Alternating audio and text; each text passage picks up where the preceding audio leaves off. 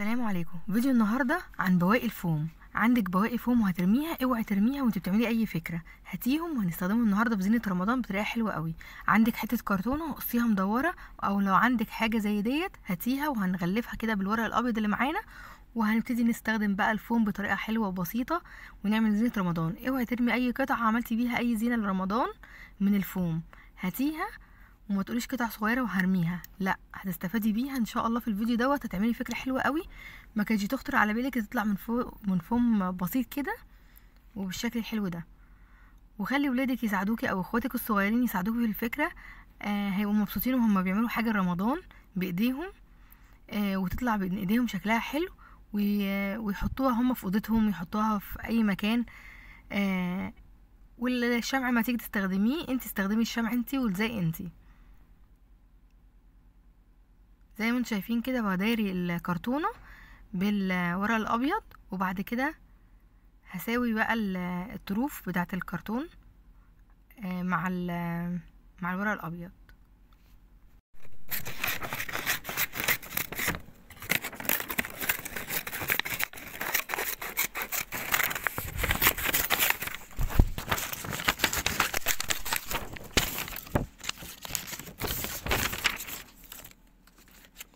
زي ما انتم شايفين كده سويت الورق الابيض على الكرتونه.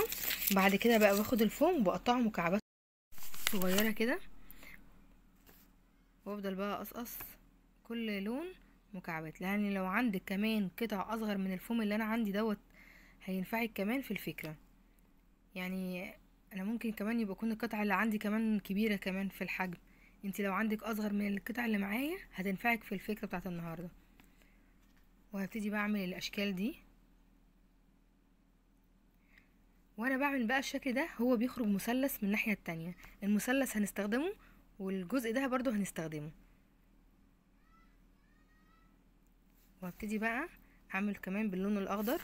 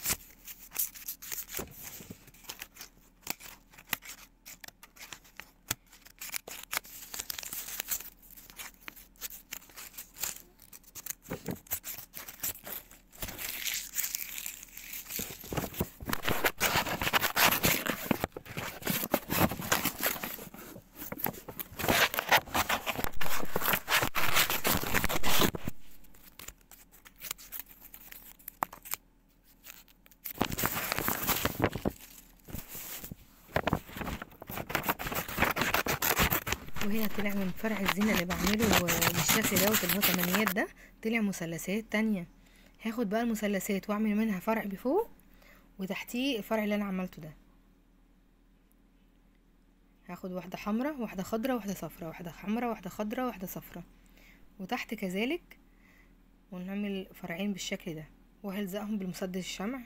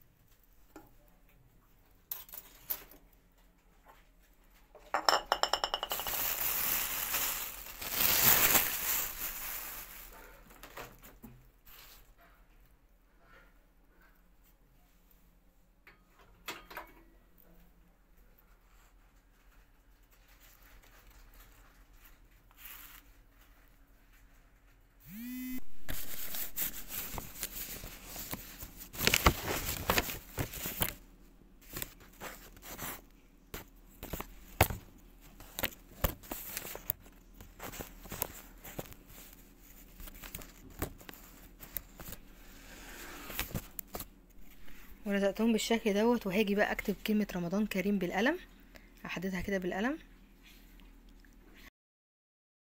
وبعد ما احددها ممكن ازينها بالفوم، بس يبقى لون مختلف عن الالوان اللي عملتها للزينة من فوق كده. بس انا مش عندي لون تاني، فانا متوفر عندي الالوان، فهلونها بالالوان الفلوماستر العادي، او لو عندك اي نوع الوان ممكن تلونيها بيها خشب ايا كان. ولو عندك بقى قلم تخين من الاسود الفلوماستر كان هيبقى احلى برضو كمان بالشكل ده.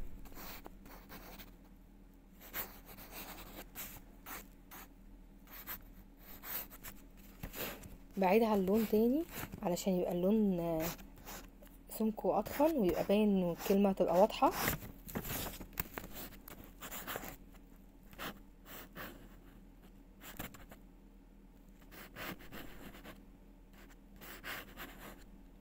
وحطيت زينة تاني من تحت، وحطيت الهلال كده جنب رمضان كريم.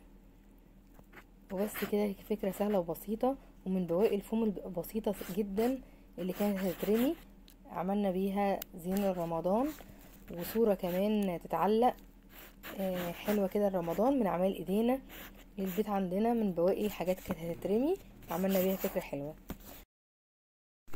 وهنعلقه، نجيب بقى اي خيط عندنا سميك، او انا بقى عندي شريط ستان بسيط كده هحطه اعلقه من فوق للبرواز، هعمله داير ما يدور. تعالوا نشوف بقى انا هستخدمه ازاي، هعمله ازاي بعد ما خلصت البرواز بالشكل ده. هاجي من الجنب كده وهلزقه بالشمع،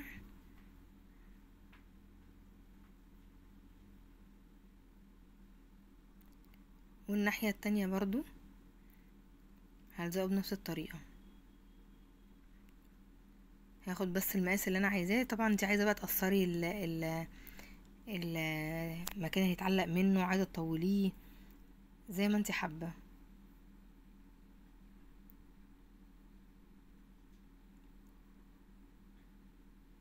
بس كده.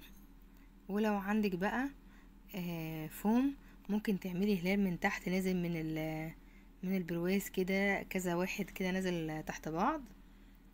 بس ده كان دي كانت فكرة من بواقي الفوم اللي عندي. ولو عندك بواقي فوم دي فكرة بسيطة ممكن تستخدميه في الفكرة ديت، وبدل ما ترميهم تعملي بيهم الفكرة دي. تعالي بقى نشوف فكرة تانية من بواقي الفوم برضو.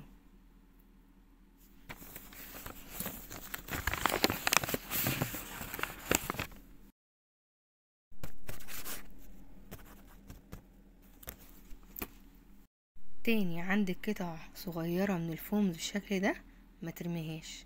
بصوا قطع صغيرة ازاي فايدة من الفوم، ما ترميهاش. دي فكرة تانية برضو، لو عندك قطع صغيرة من الفوم مش لاقيه لها فكرة، هاتيها ونعمل منها فكرة حلوة قوي وبسيطة، وهنعمل زينة رمضان. دي الفكرة التانية في الفيديو بتاع النهاردة لبواقي الفوم اللي عندك، ممكن تعمليها فكرة حلوة قوي لزينة رمضان. بدل ما الحاجات دي كانت هتترمي فانت عملتي منها زينة تانية لرمضان.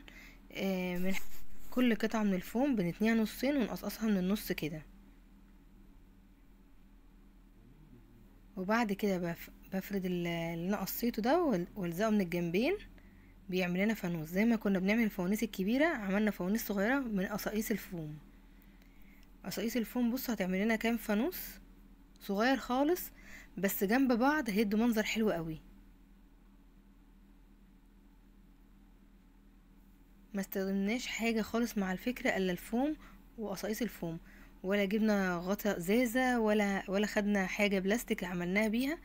لا، المرة دي فكرة مختلفة خالص، هو بالفوم وبس، بالفوم وبس عملنا الفكرة دي.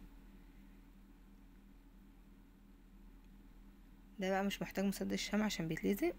واجي بقى اجيب حبل او خيط عندي او شريط ستان لو عندك، وتلزقيهم كده بالشكل ده صغيرين جدا، بس لما يتحطوا جنب بعض هيدوا منظر حلو قوي.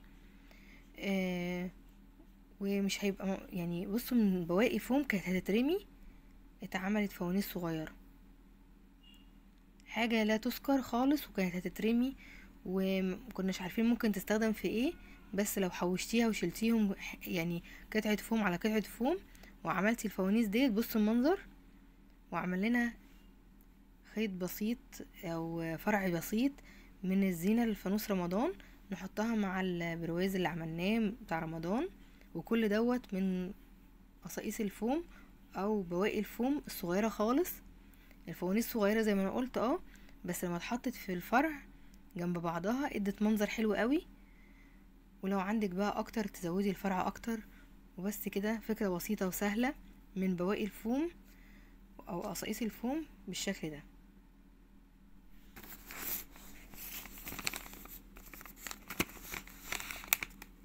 هاجي هنا الفكرة تانية بس مش مختلفة. هنا بقى من قصاقيس ورق الخيامية. عندك رول الخيامية وعملت منه في كذا فكرة فوانيس وخلال، وعملت منه افكار كتير لرمضان، هاتيهم وقصقصيهم بالشكل ده، نفس اللي قصقصناه لورق الفوم نفس الحكاية. هيطلع لنا ناحية مثلثات وناحية هنعمل منها التمانيات بتاعت الزينة بتاعت رمضان. وهنجيب بقى خيط او حبل او شريط ستان ايا كان عندك، هنعلق فيه القطع الصغيرة بتاعت البواقي الرول الخيامية. يعني ما تقوليش ده حتت صغيرة هتترمي، لا، الصغيرين دول ممكن نحطهم في شريط خيط ونعلقهم كفرع زينة بالشكل ده. نحط بقى واحدة 8 واحدة مثلثة بالمنظر ده. والشكل مش باين خالص ان هو كان من قصاقيس او قطع صغيرة من ورق الخيامية واحنا بنعمل اي زينة. لا، انا كنت بفضل اشيلهم واحوشهم كل ما اعمل فكرة احوشهم واشيلهم لفكرة انا هعملها معاكم بالفكرة بالشكل ده. فما تجيش تقولي بقى انا هرمي دي قطعة صغيرة مش هتنفع، دي قطعة صغيرة مش هتنفع. لا، اهي عملت فرع زينة ممكن تحطيه في اي حتة، في البلكونة، في الشقة، في اي حتة عايزة تزيني بيها زينة رمضان زينتهاش. فانت الفكرة دي هتبقى مناسبة جدا ليكي انك تعمليها للشقة عندك او لبيتك او للسلم عندك، من حاجات يعني كنت ممكن ترميها وما استفدتيش بيها.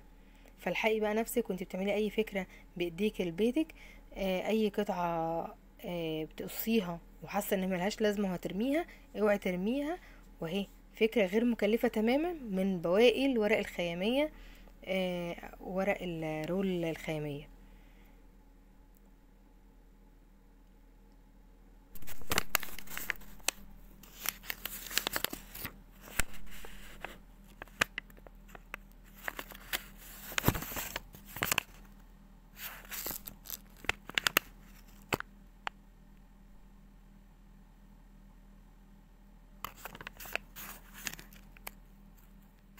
في الاخر ما لقيتش بقى مثلثات، حطيتهم كده جنب بعض بالشكل دوت اللي انتوا شايفينه.